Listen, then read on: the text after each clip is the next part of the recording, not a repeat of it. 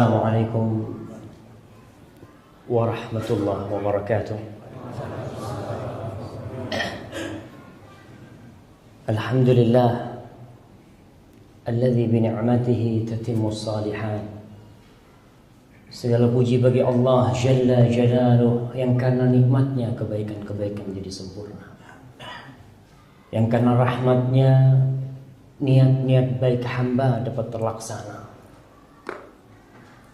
Allahumma ma amsa bina min ni'matin aw bi ahadin min khalqika faminka wahdaka la syarika lak walakal hamdu walakal syukr. Ya Allah, tidak ada satu nikmat pun di sore hari ini yang ada pada diri kita atau ada pada siapapun dari makhluk Allah yang ada di muka bumi ini, melainkan itu murni dari Allah Jalla Jalaluh. Tiada sekutu bagi Allah dalam nikmat-nikmat, dalam segala hal. Allahumma salli wa sallim wa zid wa barik wa an'im ala abdika wa rasulika habibina wa syafi'ina Muhammad. Ya Allah, semoga salawatmu, semoga salammu, semoga berkahmu, semoga nikmatmu senantiasa kau curahkan dan kau tambahkan untuk hamba kekasihmu Nabi kita Muhammad sallallahu alaihi wasallam, dan untuk keluarga beliau, untuk istri-istri beliau, untuk Khadijah dan semua istri Muhammad sallallahu alaihi wasallam. Ada berapa istri Nabi? 11. Ada yang bisa menyebutkan 9? Ada hadiahnya, mana hadiahnya? Fadhal. 9 istri Nabi selain Khadijah. Sama Khadijah enggak apa-apa. Nah, fadhal. Khadijah binti Khuwailid, Aisyah binti Abu Bakar, Hafsah binti Umar bin Khattab, Safiyah binti Huyai, Maimunah bintul Harith, Juwairiyah, nah, Zainab bintu Jahsh, Zainab binti Khuzaimah, Ummu Habibah, Ummu Salamah. Barakallahu fikum. Nah, fadhal. Kita akan cinta sama istri-istri Nabi Muhammad SAW. Wa azwajuhu ummahatuhum.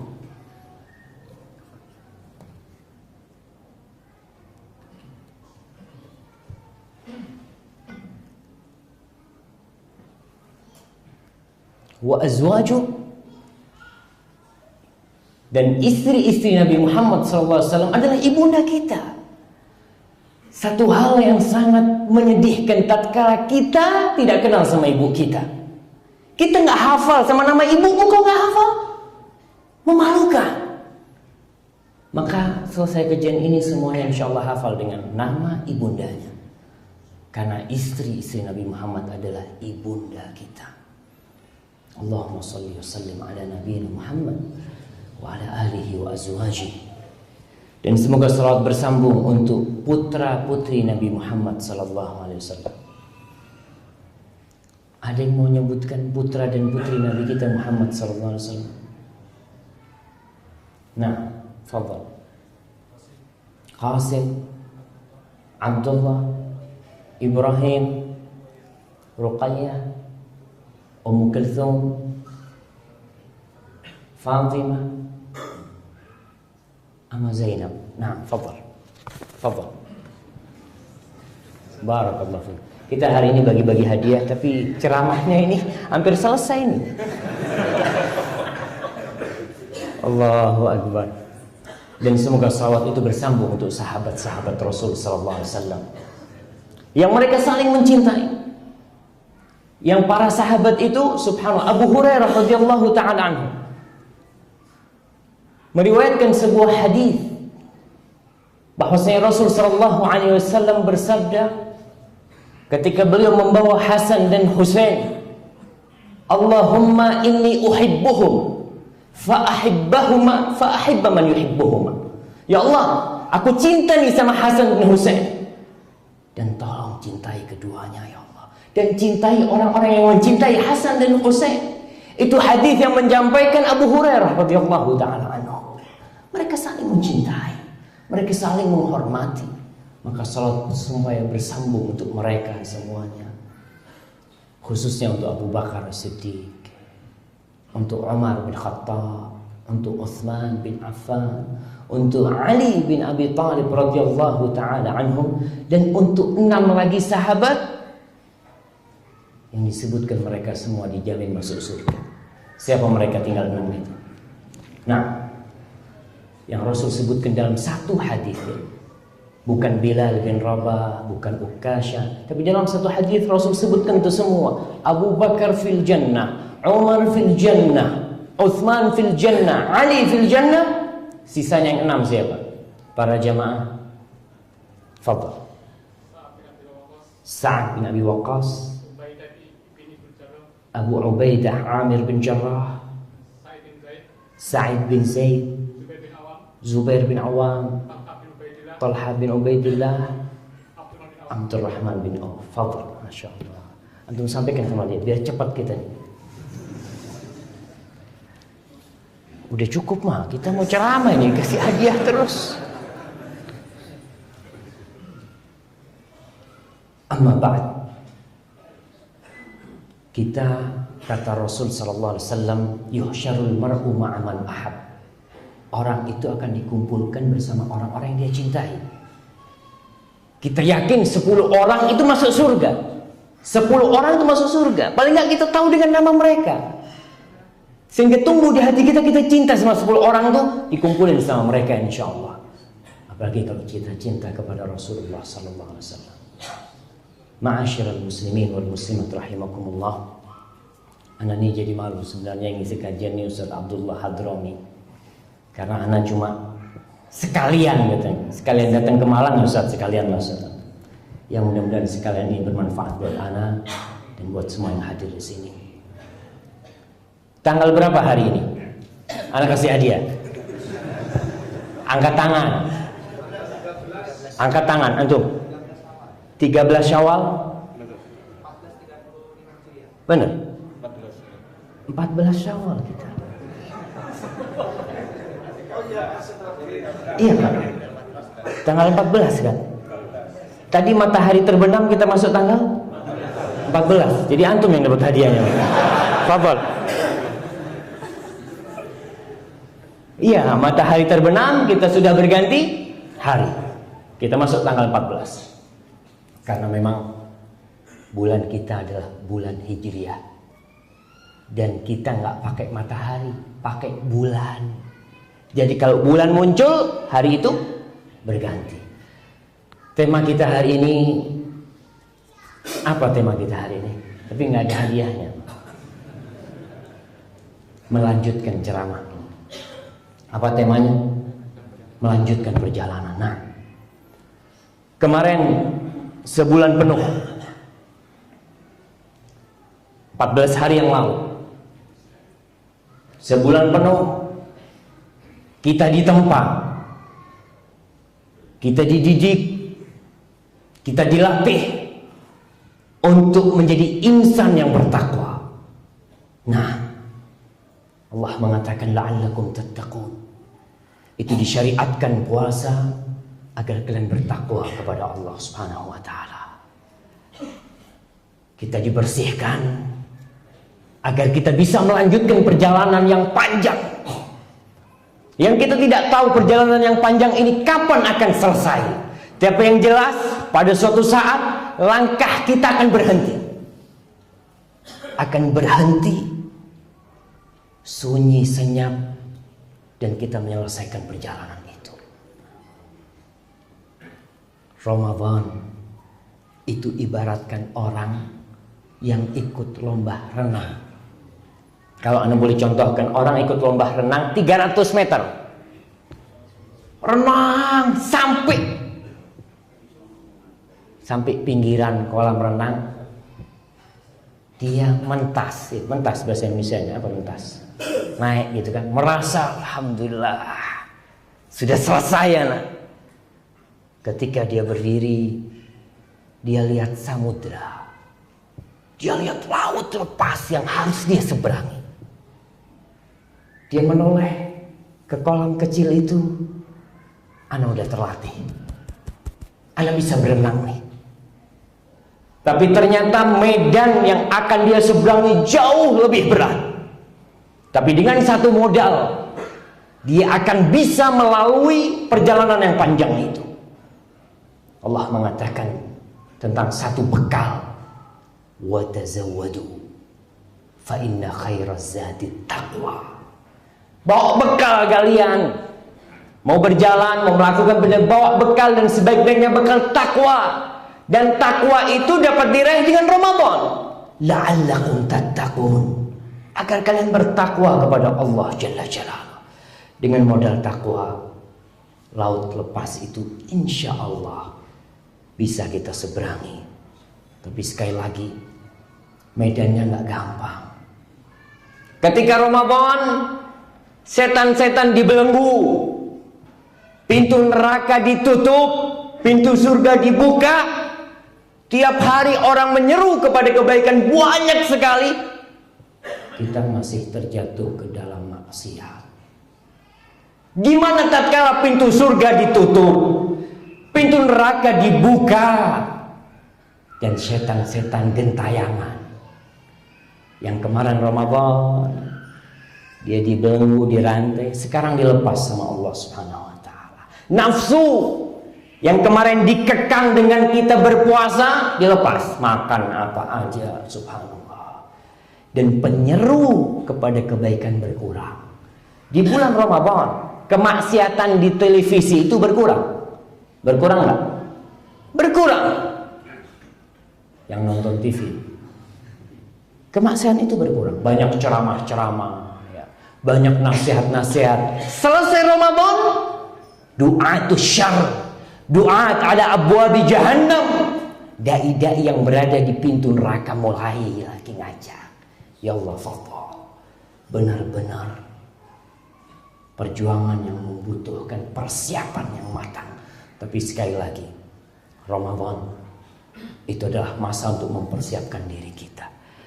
Ma'asyiral muslimin, maka selain bekal takwa, tentu itu bekal yang paling utama. Ada beberapa hal yang perlu kita persiapkan untuk melanjutkan perjalanan. Seperti seorang musafir, dia butuh banyak persiapan, baik untuk dirinya, untuk kendaraannya, untuk medan yang akan dia hadapi. Dia harus cari tahu agar dia selamat ketika dia melanjutkan perjalanan itu. Yang pertama, manfaatkan waktu dengan baik. Kita harus manfaatkan waktu dengan baik. Kenapa? Waktu kita sedikit. 24 jam kali berapa tahun nggak tahu. Tapi waktu kita sedikit dan kita harus memanfaatkan waktu itu dengan benar. Fa idza faragta fansab, jangan berhenti. Oke, kita tahu bahwasanya Idul Fitri hari untuk bersenang-senang. Boleh kita bersenang-senang. Kita di hari Idul Fitri kita diperbolehkan untuk nabuh duf, ya, dan mendengarkan anasyid di Id. Rasulullah SAW ketika di rumahnya ada dua perempuan kecil yang nabuh duf dengan menyanyi-nyanyi. Abu Bakar marah. Amazmuru syaitan atau syayatin fi baiti Rasulillah. Ini ada suara syaitan di rumah Rasulullah SAW. Apa kata Rasulullah SAW? Da'huma. Biarkan dua orang itu, Abu Bakar. Hada iduna. Ini hari raya kita, hari lebaran kita. Memang kita boleh bersenang-senang sejenak, tapi jangan terlalu lama. Ada yang lebarannya 11 bulan. Lebaran terus sampai ketemu Ramadan lagi baru ibadah. Allahu Akbar. Tidak. Lebaran kita cukup beberapa hari dan kita melanjutkan perjalanan. Abdurrahman ibn Mahdi berkata, "Lau qila li Hammad bin Salamah." Kalau dikatakan kepada Hammad bin Salamah, seorang muhaddits yang alim dan zahid, "Innaka tamutu ghadan Hammad, besok kau mati." Ada vonis nih. Haman, kau besok mati. Apa katanya Abdurrahman bin Auf? Ma gadir an yazida fil amali syai'an. Dia nggak bisa nambah sedikit pun amal. Nggak bisa. Seperti orang yang iktikaf di masjid. 10 hari Ramadan iktikaf ibadah kerjanya. Ente besok mati. Siapa nak? Karena memang kerjanya sudah ibadah terus. Tapi kalau sekarang kita dibilangin ente besok mati, tokonya ditutup, istrinya ditinggalin, anak tinggalin, kemana bang? Masjid. Kenapa? Besok anak yimut. Besok anak mati. Karena kita tidak memanfaatkan waktu kita dengan baik. Dalam 24 jam coba hitung berapa zikir kita buat Allah Jalla Jalla. 24 jam. Berapa banyak ngobrol kita sama teman kita. Berapa banyak kehidupan kita bersama pekerjaan kita. Hamad bin Salma, kalau dibilang kau mati besok, di tempat kerjanya dia berzikir. Naik motornya dia berzikir. Jalannya dia berzikir. Penuh dengan ibadah semua waktu. Kemudian Bukair bin Amir berkata, "Kana law qila li Abdurrahman ibn Na'am qad tawajjaha ilayka malakul maut." Kalau dikatakan kepada Abdurrahman ibn Na'am, malaikat maut itu lagi menuju kau tuh. Malaikat maut lagi datang tuh, untuk mencabut nyawamu. Dia nggak bisa nambah sedikit pun amal. Ya sudah.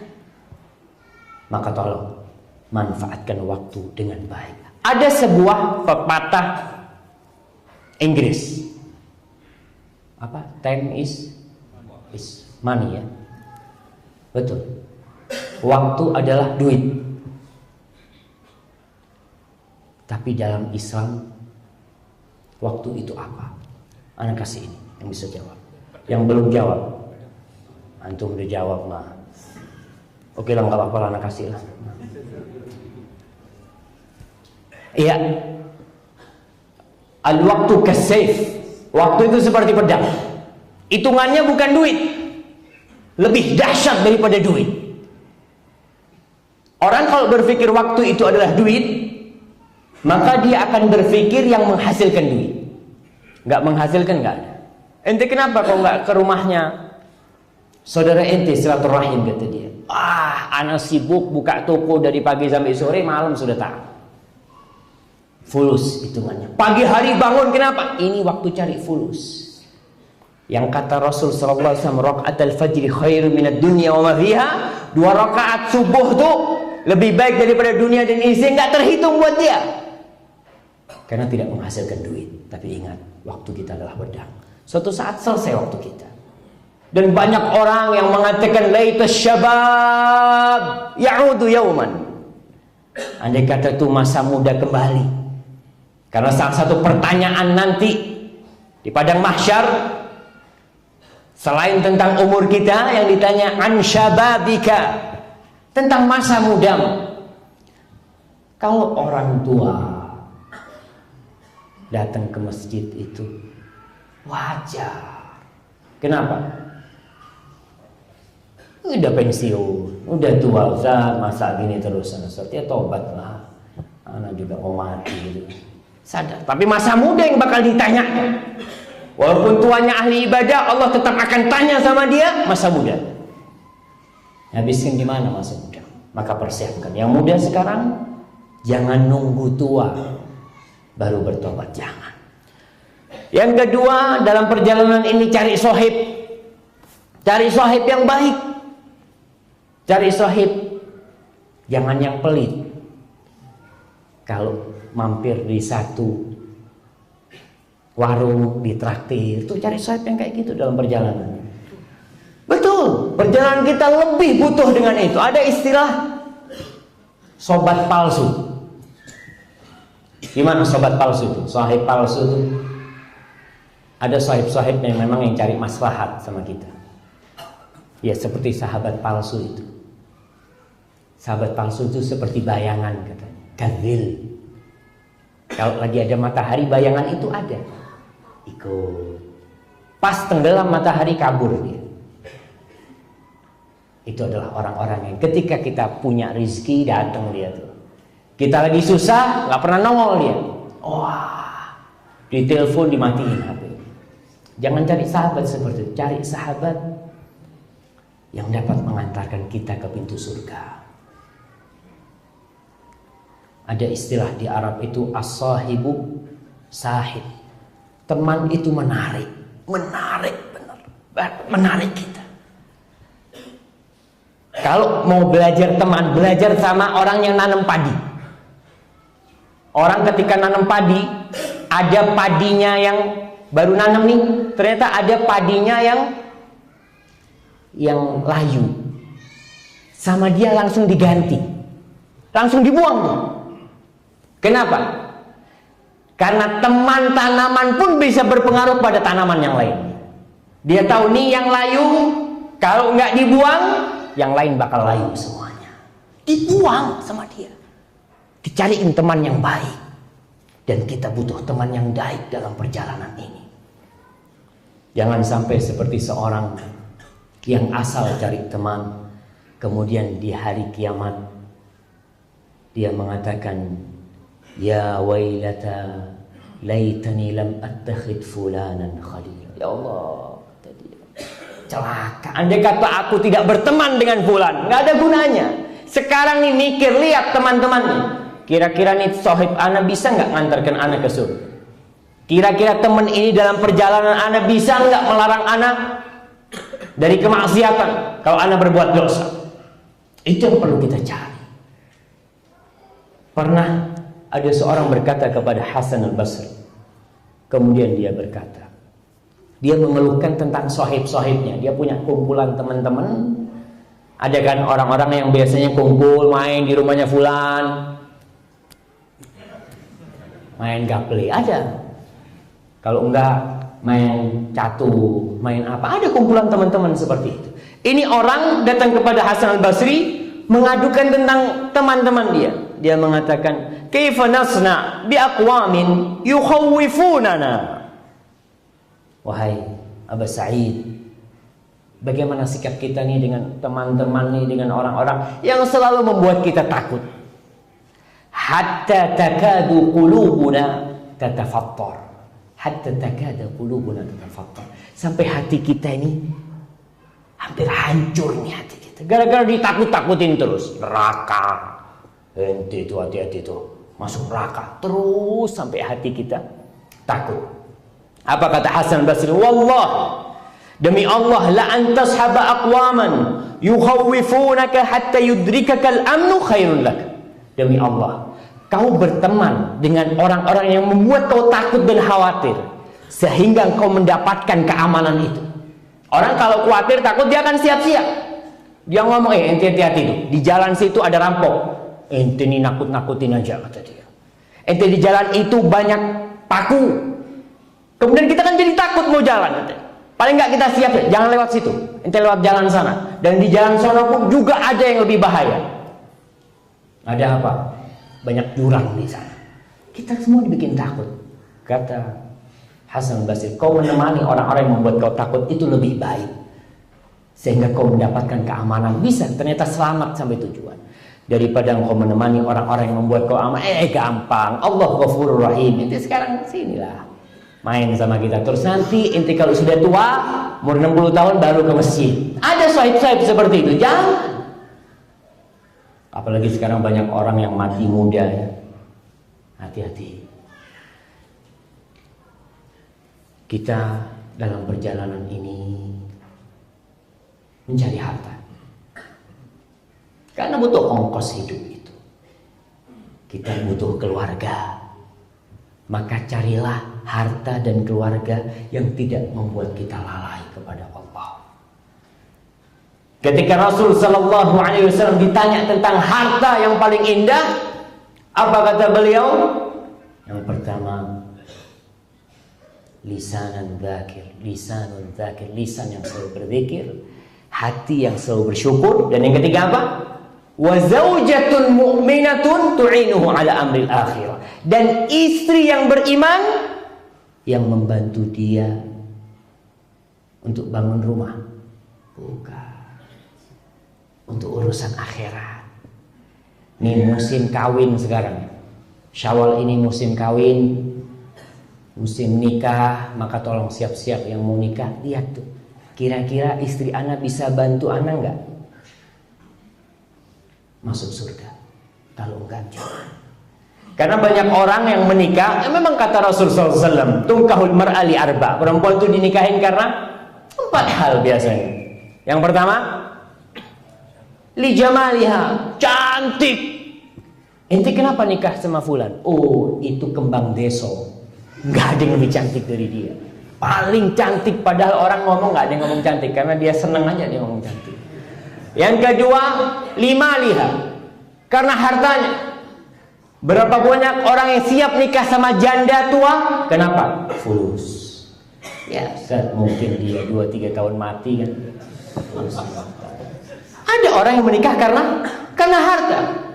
Dan yang ketiga menikah karena hasad, karena faktor keturunan dia, darah biru. Dan yang keempat karena agamanya. Dan Nabi mengatakan fadfar bidzatid din taribat yadak. Tuh kalau ingin selamat tuh cari teman hidup, ingin selamat cari yang agamanya baik. Maka ingat, kita butuh keluarga yang mau kawin, cari teman yang bisa membantu dia, bukan membangun rumah. Bukan wanita yang bekerja sehingga dia bisa memudahkan urusan, mungkin bayar sekolah anaknya. Jangan. Cari yang bisa membantu kita urusan akhirat. Harta pun seperti itu. Jangan seperti orang-orang munafikun. Ketika datang kepada Rasulullah SAW, dia mengatakan syaghalatna amwaluna wa ahluna. Rasul nih, kita dibikin sibuk oleh keluarga dan harta kita. Maka hati-hati. Cari istri yang soleha dan kerjaan yang halal dan thayyiban. Kenapa tidak ada perampok yang kaya? Ada perampok yang kaya. Perampok dapat 1 M seminggu habis. Seminggu habis. Nyuri, Masya Allah, dapatnya banyak, habis, nggak diberkahin sama Allah SWT. Ketika tidak halal, keluarnya akan kepada yang haram juga. Maka carilah dalam perjalanan hidup kita ini istri yang soleha dan harta yang halal. Yang keempat, hadiri majelis ilmu. Ramadan semangat nih kita, pengajian di mana-mana hadir. Selesai Ramadan, habis sudah semua. Ketemu pengajian tahun depan. Alhamdulillah, memang Ramadan bulan yang penuh berkah. Tapi kita harus membiasakan diri kita tuh. Nilai-nilai takwa yang kita dapat di Ramadan. Pengajian, ada sebagian di antara kita yang sebulan sekali belum tentu datang pengajian. Mulai sekarang. Kalau dia sudah datang, ajak orang lain nih. Fulan, yuk ikut aku. Kemana? Ke taman. Ke taman, ya zen namanya. Bawa ke Masjid An-Nur sini kan. Itu ngomongnya mau dibawa ke taman. Nih, taman surga. Subhanallah. Nah, ini lebih baik daripada taman di Malang, di alun-alun, tempat orang ramai malam minggu kumpul. Bawa sini sekali-kali. Rasul sallallahu alaihi wasallam mengatakan, ad-dunya mal'unatun, mal'unun ma fiha. Dunia ini terkutuk. Dunia ini terlaknat. Semua yang di dalamnya terlaknat. Illa zikrullah wa mawala. Yang enggak terlaknat itu zikrullah, mengingat Allah, dan semua ketaatan itu tidak terlaknat. Yang kedua, wa aliman au muta'alliman. Yang tidak terlaknat itu orang yang alim. Orang yang alim tidak terlaknat. Au muta'alliman, atau orang yang belajar. Kita jadilah satu dari 2 orang ini. Kalau jadi yang ketiga, kita terlaknat. Maka tolong, nuntut ilmu jangan pernah berhenti. Dan alhamdulillah sarana menuntut ilmu itu sudah tidak ada batasan sekarang. Ada radio, ada TV, ada kitab. Keluarga kita, ibu kita mungkin tidak bisa hadir kajian. Ya, Mi, dengerin Mi kajian Mi. Stalin MP3, Masya Allah. Sekarang sarana untuk jadi orang yang tidak terlaknat mudah. Nggak harus kita datang jauh-jauh ke pesantren, nggak harus. Karena alhamdulillah Allah sudah mudahkan semua itu. Yang kelima, Qur'annya jangan ditinggalkan. Ramadan, Masya Allah, tiap hari Qur'annya kita baca. Syawal kesingsal Qur'an. Ada orang-orang yang ketemu sama Qur'annya tahun depan, tanya sama istrinya, Dek, Qur'anku mana? Ana wakafkan ke Masjid An-Nur. Kenapa ente setahun gak pernah dibuka Qur'annya? Ada apa di rumah? Dia sudah diwakafkan ke masjid biar banyak yang baca. Banyak di antara kita yang kenal Quran cuma Ramadan. Baca Quran hanya Ramadan. Maka ingat, Allah Subhanahu wa taala mengatakan inna hadzal Qur'an yahdi lillati hiya aqwam. Quran ini sebagai petunjuk kepada jalan yang lebih lurus. Dalam perjalanan orang itu butuh peta. Alhamdulillah sekarang ini ada GPS. Orang mau ke Malang tinggal setel Masjid An-Nur nyampe, dan GPS kita adalah Al-Qur'anul Karim. Iya. Di situ semua jalan-jalannya, sampai kalau kita jalan-jalan tikusnya disebutkan semua dalam Al-Qur'anul Karim. Allah sebutkan semua agar kita bisa sampai ke pintu surga, agar kita bisa menyelesaikan perjalanan kita. Semuanya sudah selesai, Allah sebutkan dalam Al-Qur'anul Karim. Tinggal kita mau nggak kita tahu jalannya. Oh, jalan situ nggak bisa. Umpamanya nih orang kena musibah besar, ditinggal mati oleh anaknya yang paling dia cinta, mati tuh anak. Ketika dia tahu dengan petanya, oh, Allah sudah sebutkan tuh, وَلَنَبْلُوَنَّكُمْ بِشَيْءٍ مِنَ الْخَوْفِ وَالْجُوعِ وَنَقْصٍ مِنَ الْأَمْوَالِ وَالْأَنْفُسِ وَالثَّمَرَاتِ وَلَنَبْلُوَنَّكُمْ بِشَيْءٍ مِنَ الْخَوْفِ وَالْجُوعِ وَنَقْصٍ مِنَ الْأَمْوَالِ وَالْأَنْفُسِ وَالثَّمَرَاتِ وَبَشِّرِ الصَّابِرِينَ. Oh, ini sudah ketentuan, ada tuh di buku petunjuknya tuh. Kalau aku bakal diuji, bangkrut itu sudah selesai, Allah sudah sebutkan. Sakit ya Allah sebutkan, kelaparan Allah sebutkan, selesai. Ditinggal mati oleh orang kita, Allah sebutkan. Oh, ternyata ada kuncinya. Wa basyiris sabirin. Kasih kabar gembira kepada orang-orang yang bersabar. Alladzina idza asabatuhum musibatun qalu inna lillahi wa inna ilaihi raji'un. Langsung kita baca tuh di kitab Al-Qur'an Karim, dapat musibah, inna lillahi wa inna ilaihi raji'un. Tenang. Fasabrun jamil wallahul musta'an ala ma tasifun. Ketika kita punya kuncinya, kita tahu dengan jalan petunjuk yang mana akan kita lalui, selesai, kita aman. Orang bercerai sama istrinya umpamanya, istri dicerai sama suaminya, dia ingat dengan firman Allah, wa in yatafarraqa yughnillahu kullan min sa'atih. Kalau mereka berpisah, Allah akan cukupi keduanya dengan kebesaran dan keluasan Allah SWT. Tenang, anak dicerai sudah. Anak ini yang menciptakan Allah, yang ngasih rezeki anak siapa?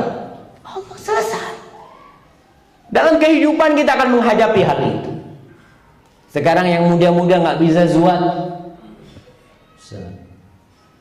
maharnya oli, 20 juta dikembalikan, mungkin maharnya ghali. Ingat kita dengan sabda Rasul sallallahu alaihi wasallam, salasun, ada 3 orang itu yang Allah bakal bantu dia. Allah janji Allah akan membantu dia. Wasyabun nakah min ajlil afaf. Dan pemuda yang menikah untuk menjaga kehormatan dirinya. Selesai. Oh iya, bismillah.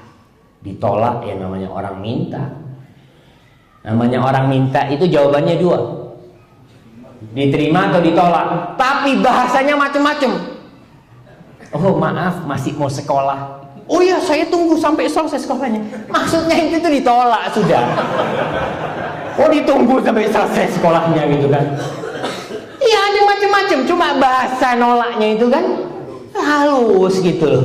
Kita yang pinter gitu kan, melamar anaknya orang, itu sudah. Dan orang tua, kalau ada yang meminang putrinya, ternyata dia miskin, dia ingat dengan firman Allah, wa ankihul ayama minkum wassalihina min ibadikum wa imaikum iyakunu fuqara Yughnihumullah min fadli. Kalau yang kau kawinkan itu orang miskin, Allah yang akan mencukupi mereka, bukan kau, bukan mertuanya.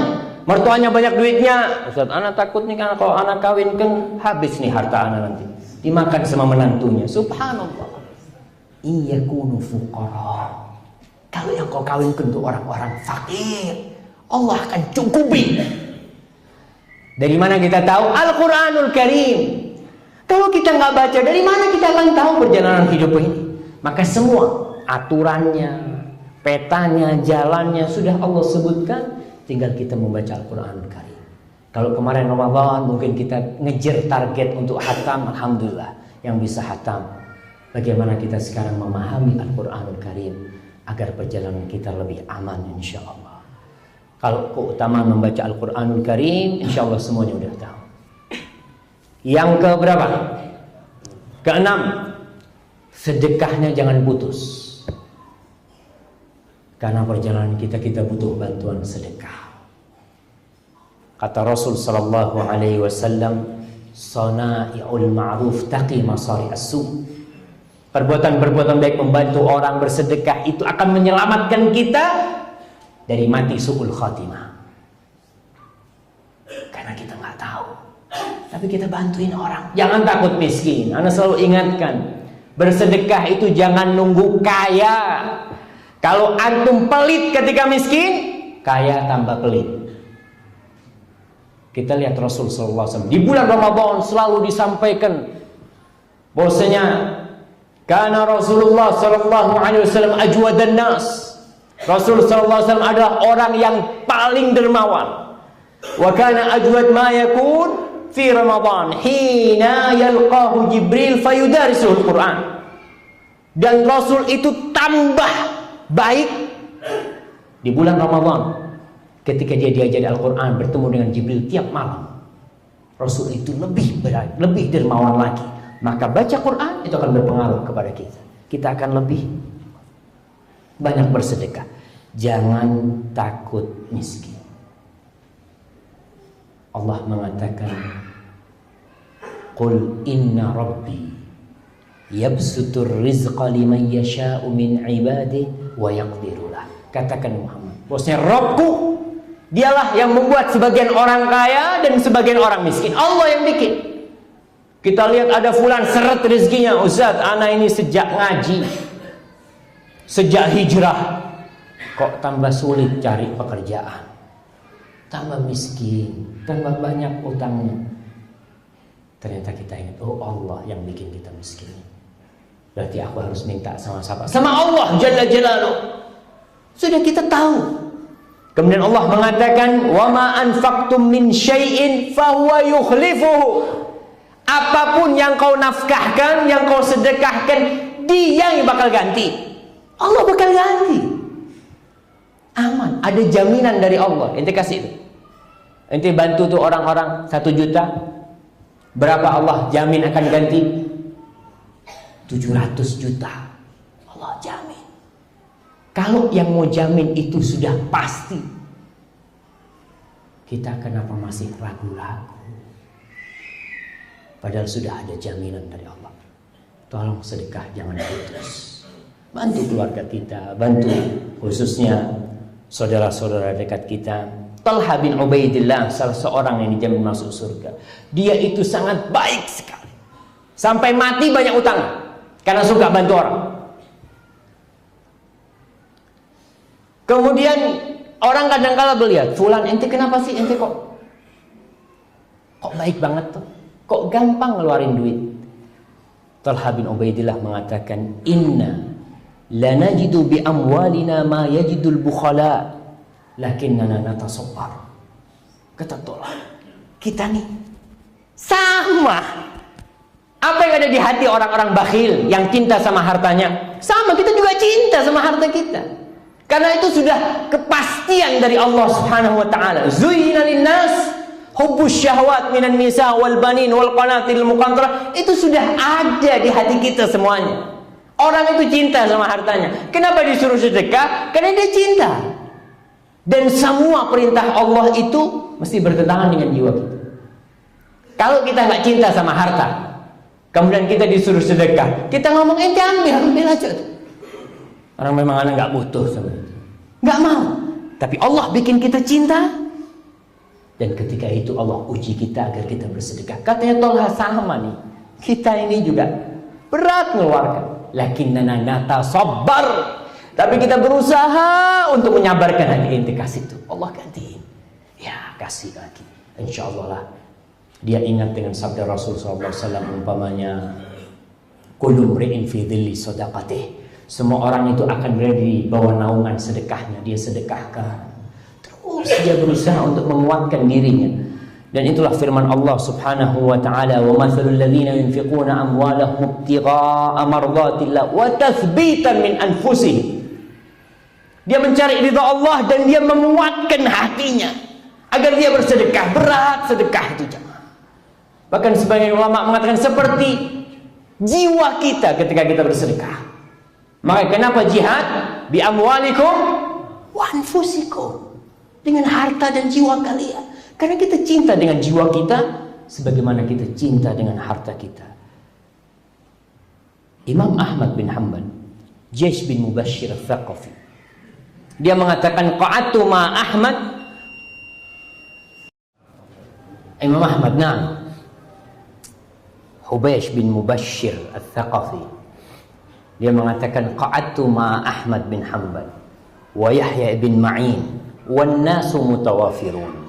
Ada suatu hari aku ini duduk bersama Imam Ahmad bin Hanbal, Imam Yahya bin Ma'in, dan orang banyak hadir pada waktu itu. Fa ajma'u, lagi ngobrol-ngobrol. Kemudian mereka berijma', bersepakat, annahum la ya'rifuna rajulan salihan bakhilan. Bahwasanya mereka tidak mengenal orang soleh yang kikir. Nggak ada. Orang soleh kikir nggak nyambung. Mereka tahu orang soleh semuanya mesti baik, karena imamus solihin Rasulullah Sallallahu Alaihi Wasallam. Dia itu imamnya orang baik. Imam Syafi'i rahimahullahu taala mengatakan, kita ini banyak aibnya, banyak kekurangannya. Suruh komat ini sekarang. Sebelum kan? Imam Syafi'i mengatakan, tasattar bisakha'i fa kullu aibin yughatti kama qila as-sakha'u. Kata beliau, kalau kau banyak aibnya, gimana nutupi aibmu? Dengan banyak berbagi. Sudah, tasattar bisakha', dengan suka membantu orang. Saudara kita butuh duit, fadhol, nih ente ambil. Dan kita lihat, kalau ada orang ya sholatnya biasa-biasa, bahkan mungkin nggak sholat, tapi dia itu suka berbagi. Terus ada satu orang lagi, masya Allah, sholatnya ke masjid nggak pernah ditinggal, tapi pelit sekali. Orang kampung ngomong mana yang baik? Yang mana yang baik? Orang kampung tuh, aduh dia tuh jarang sholat tapi suka bagi-bagi duit tuh. Iya. Padahal kita tahu sholat itu sebenarnya ukuran kebaikan seseorang, tapi tetap tadi ijma' dari Imam Ahmad dan Yahya bin Ma'in dan orang-orang banyak, nggak ada orang soleh pelit, itu nggak ada. Mereka nggak pernah ketemu. Jadi kalau kita merasa baik, lihat kita, anak udah suka berbagi nggak? Kalau nggak suka berbagi, anak belum soleh. Nah, Ibrahim bin Adham ketika berjumpa dengan Syaqiq al-Balkhi, Syaqiq ditanya sama Ibrahim nih, akhbirni amma anta alaih. Syaqiq, tolong kau kasih tahu aku gimana kau tuh menghadapi, menyikapi dunia ini gimana. Apa katanya Syaqiq? Amma ana idza ruziqtu akaltu wa idza munitu sabartu. Ya, aku nih menghadapi dunia ini, kalau dapat rezeki anak makan. Ada tuh orang-orang dapat rezeki langsung makan kan? Kemana? Traktir yuk ke mall, makan kemana macam-macam lah. Wa idza munitu sabartu. Kalau aku nggak dapat rezeki, dihalangi dari rezeki, ya aku sabar. Baik nggak? Baik tuh, masa nggak baik dia?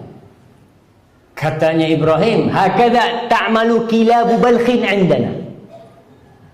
Kata dia, anjing-anjing dibalak di kampung kita tuh sama kayak ente nih. Kayak ente. Sikapnya sama. Dia kalau dilemparin daging, makan tuh. Nggak dilemparin sama tuannya, diem. Kita lihat anjing itu. Kalau dilemparin sesuatu, dia makan. Nggak dilempari, diem dia. Sabar dia, nunggu aja dia. Akhirnya Syakik seperti ditampar tuh. Dia ngomongin kayak gitu sama Ibrahim, sama gurunya. Terus tanya saya, kalau engkau gimana? Amma ana idza ruziqtu athartu wa idza muni'tu syakartu. Kalau aku dapat rezeki, aku berbagi, kata dia. Aku berbagi, banyak orang yang butuh, banyak orang yang perlu pertolongan. Aku berbagi kalau aku dapat rezeki. Dan itulah sifat orang-orang yang beriman. Sifat orang-orang Ansar, wa yu'thiruna ala anfusihim walau kana bihim khasas. Mereka itu orang-orang yang lebih mendahulukan orang lain daripada dirinya sendiri, walaupun dia butuh dia. Kadang-kala ada orang ngomong, atau istri ngomong sama suaminya, "Bang, kita kan butuh sama duit itu." Iya, tenang, kita kasih ganti sama Allah, kasih itu. Wa yu'thiruna ala anfusihim wa idza munitu syakartu. Kalau aku nggak dikasih rezeki, aku bersyukur. Subhanallah. Kenapa bersyukur jemaah? Yang pertama, karena nikmat Allah itu bukan cuma duit. Kita selalu berpikir nikmat itu fulus. Dan kita pun ketika tua jarang bersyukur. Anak kecil Masya Allah, kalau mau belajar syukur itu belajar dari anaknya.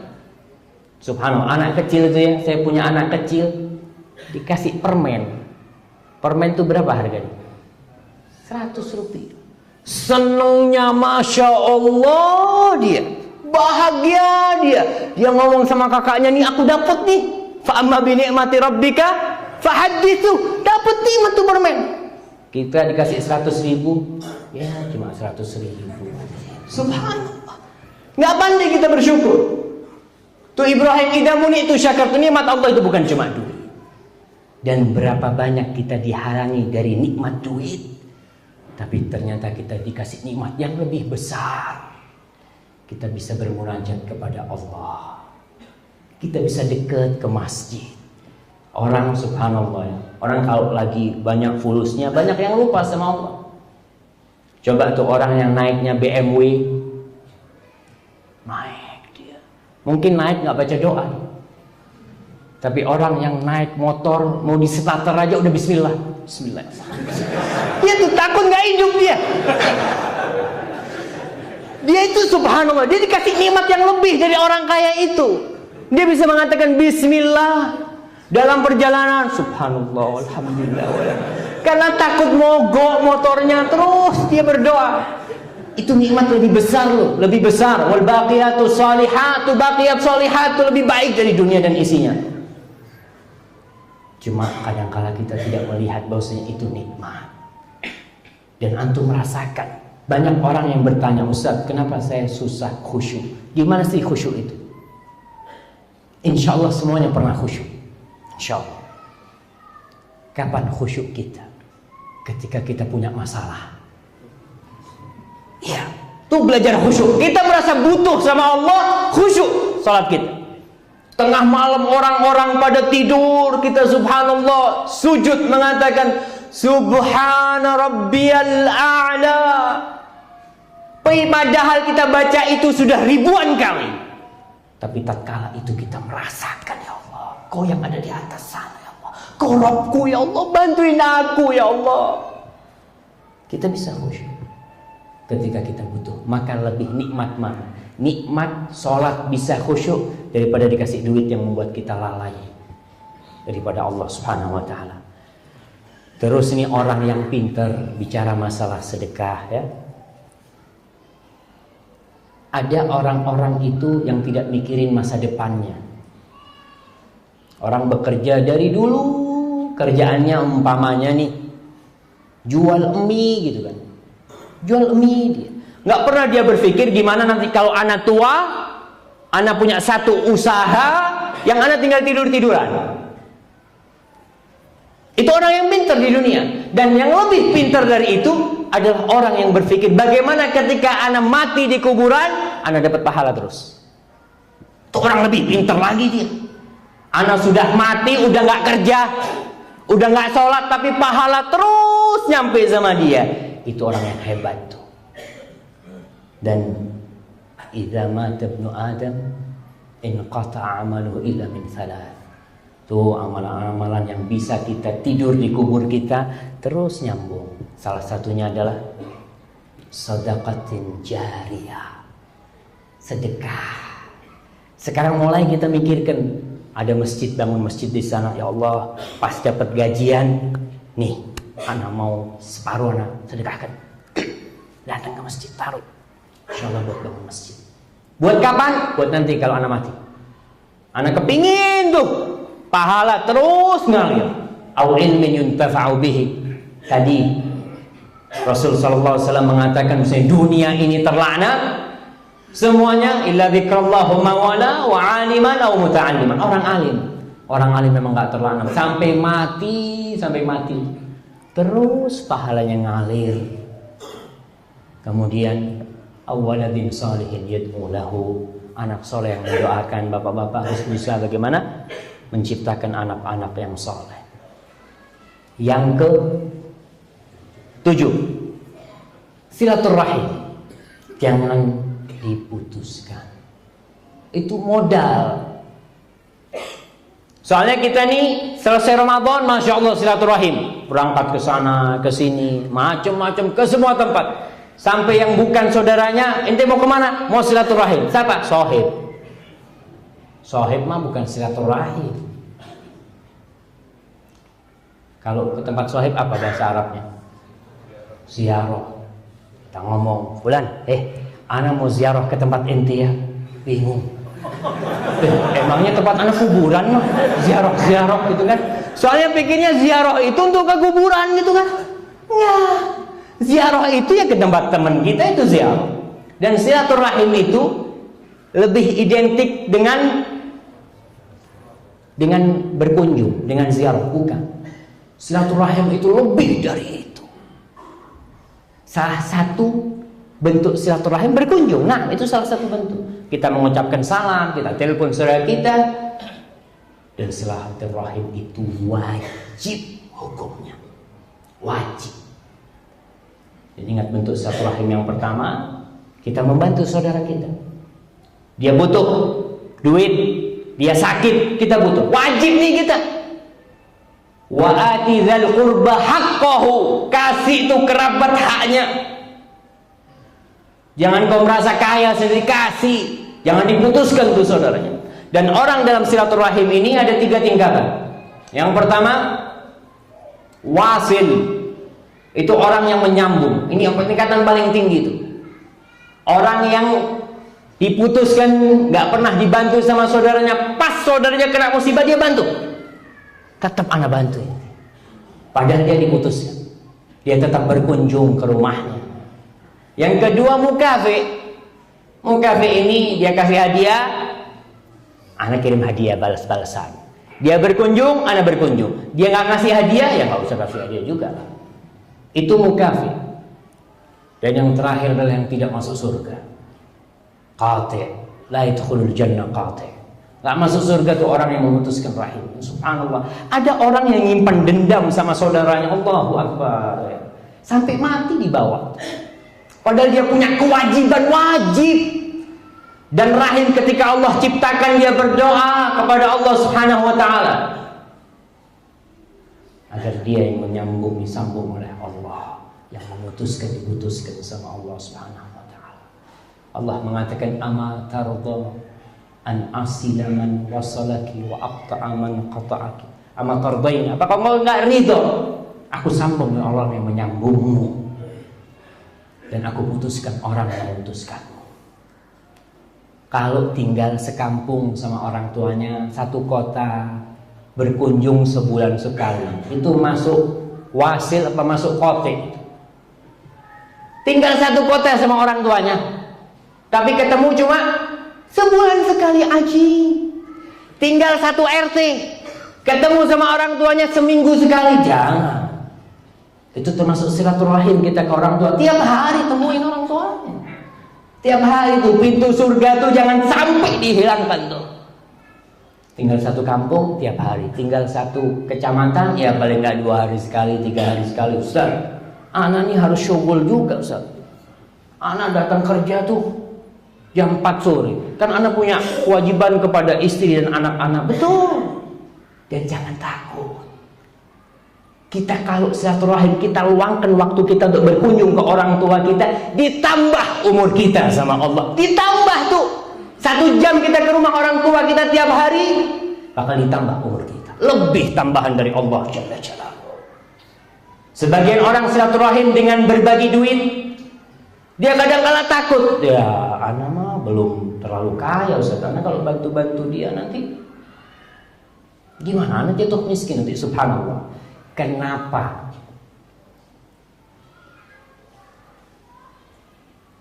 Salah satu pahala dari silaturahim itu, kata Rasul sallallahu alaihi wasallam, man ahabba aw man arada an yunsa'a lahu fi atharihi wa yubsata lahu fi rizqihi falyasil rahimah. Yang ingin rizkinya diluaskan, umurnya dimundurkan tuh silaturahim. Karena biasanya orang terhalang silaturahim gara-gara 2 ini. Nggak punya waktu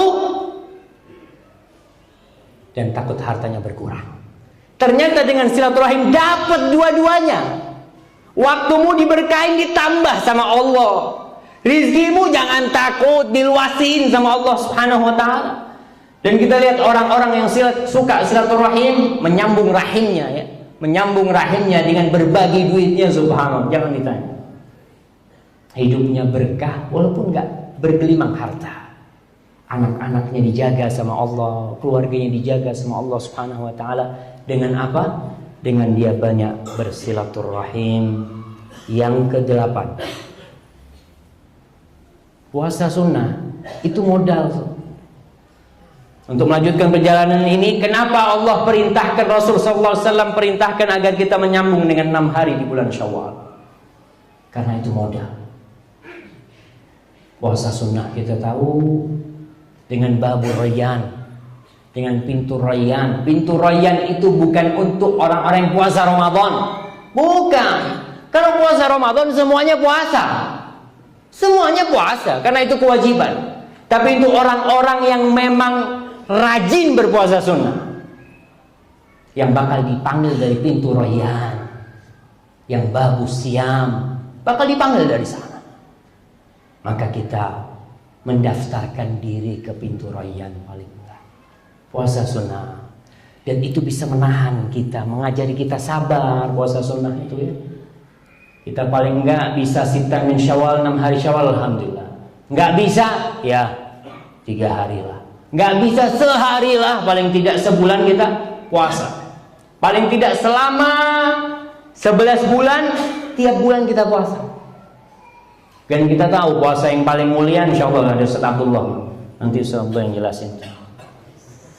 Nah, karena waktunya Ana sudah disuruh turun ini. Iya. Sampai jam 10. Masya Allah.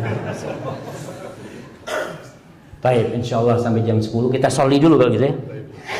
Lah, jangan dulu lah. Kita selesaikan jamaah. Kan sholat isya tambah malam tambah bagus. Enggak, 5 menit ya, 5 menit. Yang keberapa? Yang ke-9, doa. Tuh, doa itu paling penting jemaah. Jangan meremehkan doa. Kata Imam Syafi'i, atahza'u bid-du'a'i wa tazdarihi wa ma tadri bima sana'ad du'a'u sihamul layli la tukhti walakin laha amadun walil amadin qita'u. Jangan kau meremehkan doa. Allah mengatakan ud'uni astajib lakum. Punya masalah apa saja, kalau mau ngeluh sama Allah, berdoa. Dan dalam perjalanan ini kita butuh bantuan Allah. La haula wala quwata illa billah. Allah Subhanahu wa ta'ala berfirman, walaula fadlullahi alaikum wa rahmatuhu ma zaka minkum min ahadin abada. Kata Allah Subhanahu wa taala, kalau bukan karena rahmat Allah, ingat, alhamdulillahilladzi bi ni'matihi tatimmus shalihat, karena memang Allah yang menyempurnakan nikmat-nikmat itu. Kalau bukan karena rahmat Allah, kalau bukan karena keutamaan Allah, karunia Allah, ma zaka minkum min ahadin abada. Subhanallah. Tidak ada satu orang pun di antara kalian yang bisa menyucikan diri. Nggak ada satupun di antara kita yang bisa jadi orang soleh, nggak bakal. Walaupun ibadahnya kenceng, tapi tidak ada fadl minallah, tidak ada rahmat dari Allah, nggak jadi orang baik. Dan kita tahu berapa banyak orang-orang soleh yang jadi keraknya api neraka, jadi koreknya api neraka. Dia soleh kelihatannya di depan kita, ibadahnya masya Allah, jangan ditanya. Tapi ingat, semua itu butuh rahmat Allah Subhanahu wa taala. Dan tidak ada orang yang masuk surga kecuali dengan rahmat Allah Subhanahu wa taala. Maka kita harus minta, sering-sering minta rahmat Allah Subhanahu wa taala dalam segala hal. Dan pada akhirnya bersyukurlah yang masih hidup sampai saat ini, yang belum mati, karena kita masih bisa menambah amalan kita. Talha bin Ubaidillah pernah berkata tentang masalah kebakhilan. Apa perkataan dia? Siapa yang mau jawab? Terakhir nih hadiahnya. Pakai bahasa Indonesia nggak apa-apa. Nah, nggak apa-apa dibaca, Fadhal. Kurang lebih, jangan lebih lah. Kurang nggak apa-apa. Nah, sesungguhnya kita ini sama dengan orang yang terakhir yang kita baca. Dan semakin tahu bukan dengan hawa nafsu kita. Tapi kita berusaha bersabar dalam menanti. Masya Allah, barakallahu fikum. Fadhal. Talha bin Ubaidillah, Masya Allah, nih sahabat Talha bin Ubaidillah. Antum tambahin lagi ya kan? Talha bin Ubaidillah, dia berkata, anna rajulaini qadima ala Rasulullah SAW. Ada dua orang dari Yaman yang datang kepada Rasulullah SAW, dan dua orang itu masuk Islam. Talha cerita, dua orang ini satunya lebih giat ibadahnya daripada yang satunya. Faghazal mujtahid minhuma, yang semangat ibadah itu berjihad.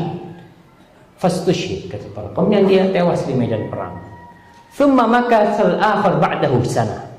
Yang kedua hidup sampai setahun. Thumma tuwi, kemudian mati di kasur, tidak mati di medan perang. Talha kemudian bercerita, fara'aitu fima yaran na'im. Kemudian aku bermimpi, ka'anni 'inda babil jannah, seakan-akan aku ada di pintu surga. Ini mimpi Talha. Idza ana bihima, tak tahu aku melihat tuh temanku tuh, dua orang itu. Waqad kharaja kharijun minal jannah, ada satu orang yang keluar dari surga, ada seseorang yang keluar dari surga. Fa'adina lilladzi tuwfiyal akhir minhuma, kemudian diizinkan yang mati terakhir itu untuk masuk surga duluan. Thumma kharaj, kemudian keluar lagi, setelah itu masuk, keluar lagi. Fa'adina lilladzi istushhid, orang yang mati syahid itu diizinkan untuk masuk setelah yang mati di atas kasurnya. Thumma raja'a ilaih, kemudian dua orang itu datang ke Talha. Faqala li irji', kedua orang itu ngomong, balik kau. Fa innahu lam ya'ni laka ba'd, belum sampai waktunya kau. Fa asbaha Talha yuhadditsu bihin nas. Talha pagi harinya cerita tuh sama orang-orang tentang kejadian yang dia hadapi itu. Fa'ajibu lidzalik, orang-orang takjub, kok bisa yang mati syahid kok masuk surga terakhir gitu ya, kok malah yang mati di atas tempat tidurnya masuk surga terlebih dahulu, padahal yang mati syahid juga lebih ibadahnya lebih kencang. Fabalagha dzalika Rasulullah sallallahu alaihi wasallam, cerita itu sampai ke telinga Rasul sallallahu alaihi wasallam. Faqala min ayyi dzalika ta'jabun, dari yang mana kau herankan itu, kata Rasul sallallahu alaihi wasallam. Qalu ya Rasulullah, maka mereka cerita para sahabatnya, hadza kana ashadd ijtihadan, ini lebih giat ibadahnya, lebih tekun ibadahnya. Tsumma stushhida fi sabilillah, kemudian ditambah lagi dia tewas di jalan Allah jalla jalaluhu, mati di medan perang. Wa dakhala hadzal jannah qablahu, kok bisa yang nomor dua ini masuk duluan surga sebelum dia? Kemudian Rasul sallallahu alaihi wasallam mengatakan, "Alaysa qad makatha hadza ba'dahu sana?" Bukankah orang yang kedua itu hidup setahun setelah dia? Qalu bala. Benar, kata mereka. Wa adraka Ramadan fasamahu. Kemudian dia menghadiri Ramadan dan dia puasa di bulan Ramadan. Dia berpuasa di bulan Ramadan. Qalu bala, betul ya Rasul sallallahu alaihi wasallam. Wa shalla kadza wa kadza sajda fi sanah, dan dalam setahun berapa kali dia sholat? Dalam setahun sholatnya berapa kali? Qalu bala ya Rasul, betul, sholatnya banyak tentunya. Maka Rasul sallallahu alaihi wasallam mengatakan, fama bainahuma ab'ad mimma bainas sama'i wal ardh. Tuh, derajat antara keduanya tuh bedanya antara langit dan bumi. Subhanallah. Kita dapat Ramadan, kenapa kita nggak boleh minta mati? Gak boleh kita doa minta mati, walaupun sakit. Sakit parah jangan minta mati, karena bisa jadi itu penghapusan dosa kita dan menambah amal kita. Dan jangan berpikir orang-orang, wah anak mah mau perang nih, mati masuk surga langsung. Belum tentu. Kecuali kau ikhlas lillahi ta'ala dan perjuanganmu benar-benar fisabilillah, bukan untuk yang lainnya. Maka hati-hati. Hadis ini diriwayatkan oleh Imam Ahmad, Ibnu Majah, Ibnu Hibban, Baihaqi, dan disahihkan oleh Syekh Albani rahimahullahu ta'ala. Maka bersyukurlah yang hidup sampai Ramadan tahun ini bisa ada sampai sekarang untuk menambah amalan kita. Cuma doa kita memang, Allahumma ij'alil hayata ziyadatan lana fi kulli khair waj'alil mauta rahatan lana min kulli syarr. Ya Allah, jadikan hidup itu penambah kebaikan buat kita, dan jadikan kematian itu tempat beristirahat dari semua perbuatan dosa. Apabila yang Anda sampaikan benar itu dari Allah Subhanahu wa taala, kalau ada yang salah itu dari diri Anda sendiri, dan dari syaitan Allah dan Rasul terbebaskan dari kesalahan itu. Kalau ada pertanyaan nanti ditanyakan ke Ustaz Abdullah Hadrami, karena Anda setelah sholat harus melanjutkan perjalanan Ustaz. Sallallahu ala nabiyina Muhammad wa ala alihi wasallam. Tanggung jawab. Ya, ada penggantinya jemaah. Tanggung jawabnya anak limpahkan ke Ustaz Abdullah. Wassalamualaikum warahmatullahi wabarakatuh.